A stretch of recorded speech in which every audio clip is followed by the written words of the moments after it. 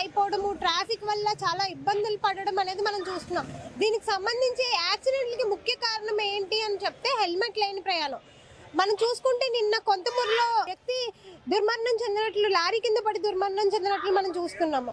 అలాంటి ఘటనలు ఎన్నో చోటు చేసుకుంటున్నారు రాజమండ్రిలో. దీనికి సంబంధించి అసలు ట్రాఫిక్ పోలీసులు ఎంతవరకు అవేర్నెస్ కార్యక్రమాలు అనేవి చేపడుతున్నారు, ఎంతవరకు చేపట్టడం జరిగింది, ఏమైనా రిజల్ట్ కనిపించిందా అని ఈ రోజు రాజమండ్రి ట్రాఫిక్ ఎస్ఐ గారు మనతో ఉన్నారు, ఆయన అడిగి తెలుసుకున్నాం. సార్, ట్రాఫిక్ కి సంబంధించి అసలు మీరు ఎలాంటి చర్యలు తీసుకుంటున్నారు? నెక్స్ట్ అవేర్నెస్, హెల్మెట్ కోసం అవేర్నెస్ కింద మీరు చూసుకుంటున్నారు, దానికి సంబంధించి ఎలాంటి చర్యలు తీసుకుంటున్నారు మీరు?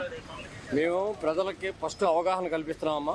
హెల్మెట్ పెట్టుకోవడం వల్ల దానివల్ల కలిగే ఉపయోగాలు, నెక్స్ట్ ఏంటంటే ప్రజలకు ఎటువంటి ప్రాణహాని జరగకుండా ఉండడం గురించి, తర్వాత ప్రమాదాలు నివారించడం గురించి మేము ఎక్కువ చర్యలు తీసుకున్నామమ్మా.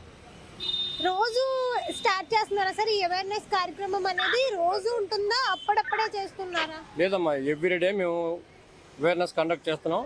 ఒక్కొక్క సెంటర్లో ఒక్కొక్క ఎస్ఐ గారు ఉంటారు, ఒక సిఏ గారు ఉంటారు, అలాగే మా డిఎస్పీలు, మా ఎస్పీలు కూడా దీనికి పూర్తి సహకారం నుంచి అందరికీ అవేర్నెస్ కల్పించమని మా ఉన్నతాధికారులు చెప్పడం వల్ల మేము ఈ యొక్క అవేర్నెస్ ప్రోగ్రాం ఎవ్రీడే కండక్ట్ చేస్తున్నాం.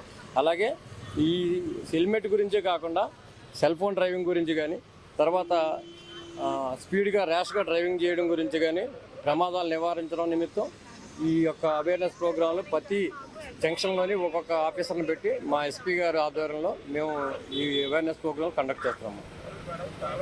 ప్రస్తుతం మనం చూసుకుంటే ఎక్కడ చూసినా అసలు యాక్సిడెంట్స్ అనేవి చాలా విపరీతంగా జరిగిపోతున్నాయి సార్. దానికి ముఖ్య కారణం ఏంటని చెప్పేసి మీరు చెప్తారు? యాక్సిడెంట్ల కారణం అంటే ఇప్పుడు లైసెన్స్ లేని పిల్లలు బండి తోలడం వల్ల, నెక్స్ట్ ఏంటంటే డ్రైవింగ్ మీద అవగాహన లేకపోవడం వల్ల, లైసెన్సులు తీసుకోకపోవడం వల్ల. లైసెన్స్ తీసుకోకపోవడం అంటే లైసెన్స్ తీసుకుని బండి తోలితే అక్కడ ఆర్టీఓ గారు ఇచ్చిన కొన్ని సూచనలు, వాళ్ళు ఇచ్చే ప్రిన్సిపల్స్ వల్ల ఈ యొక్క రోడ్డు నివారణ, ప్రమాద నివారణ కార్యక్రమాలు జరిగితే ఎక్కువ ఏంటంటే యాక్సిడెంట్లు అవ్వడానికి కారణం ఏంటంటే లైసెన్స్ లేకుండా పిల్లలు, మైనర్లు బండి తోలడం వల్ల జరుగుతున్నాయేమో. దీనికి సంబంధించి అసలు మీకు ఎంతవరకు రిజల్ట్ కనిపించింది సార్? ఈ అవేర్నెస్ మీరు స్టార్ట్ చేసిన తర్వాత ప్రజల్లో ఏమైనా అవగాహన కలిగిందని మీరు భావిస్తున్నారా? వాళ్ళు సేఫ్టీగా యూజ్ చేస్తున్నారు హెల్మెట్ అది అని చెప్పేసి మీరు భావిస్తున్నారా? మా వరకు మేము సాటిస్ఫాక్షన్ అవుతున్నాం. ఎందుకంటే మేము ఇచ్చిన అవేర్నెస్ ప్రోగ్రాం వల్ల కొంతలో కొంత ప్రజల్లో మార్పు వచ్చింది. చాలా మట్టుకి హెల్మెట్లు పెట్టుకొని డ్రైవింగ్ చేస్తున్నారు. ఇంకా ఉన్నారు కొద్దిగా పల్లెటూరు నుంచి రాజమండ్రి సిటీకి వచ్చే వాళ్ళ గురించి మేము ఈ అవేర్నెస్ ప్రోగ్రాం కంటిన్యూ చేస్తాం. Thank you.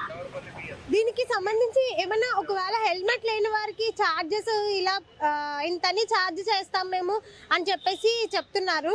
ఏంటి సార్ అది కూడా అవేర్నెస్ లో భాగమేనా?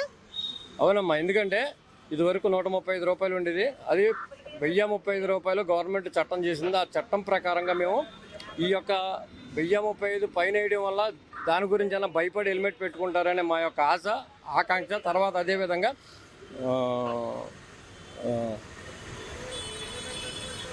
అదే మా పరిస్థితి.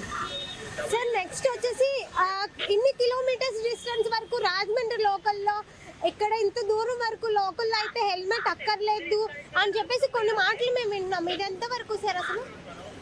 అదంతా సోషల్ మీడియాలోని, తర్వాత యూట్యూబ్లోని ప్రజలు చెప్పి ఒక మాటలు నమ్మి లోకల్లో పెట్టుకోకూడదు, మున్సిపాలిటీ పరిధిలో పెట్టుకోకూడదు, పంచాయతీ పరిధిలో పెట్టుకోకూడదు, కార్పొరేషన్ పరిధిలో పెట్టుకోకూడదు, హైవేలోనే పెట్టుకోవాలనే చెప్పి అపోహల్ని మేము దాన్ని మ్యాక్సిమం తొలగించడానికి ప్రయత్నం చేస్తున్నాం. ప్రజలు కూడా ఒక విధంగా దానికి రియాక్ట్ అయ్యి ఇప్పుడు రాజమండ్రిలో సిటీలో హెల్మెట్ పెట్టుకుని ప్రయాణం చేయడానికి సిద్ధపడుతున్నారమ్మా.